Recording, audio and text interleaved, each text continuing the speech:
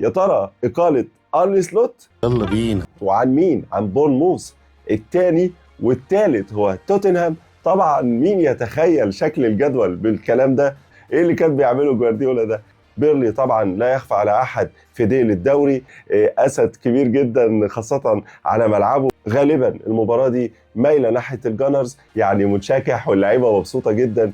هو ما عندوش الضغوط اللي عند بقيه الفرق، ما عندوش الدقائق الكتيره اللي يلعبها زي ارسنال، زي مانشستر سيتي، زي تشيلسي. عارفين ده يعني بيسموه وزير دفاع المدربين. طبعا الفراخ ضد اسد البلوز. اسد لندن عنده المقومات.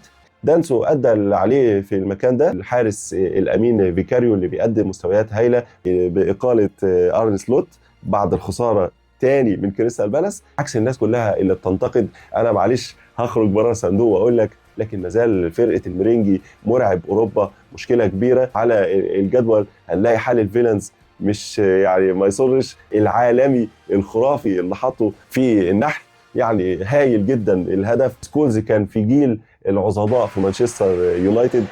اي كلام يا سكولز، سواء مرموش سواء تشيركي. المباراه دي هي الاكثر متعه في الاسبوع العاشر، وجبه كرويه دسمه للناس اللي بتحب الكوره. وبدام وصلت معايا لاخر الفيديو، اتمنى منك شير ولايك وسبسكرايب. تابعني موجود على تيك توك وهنا في اليوتيوب.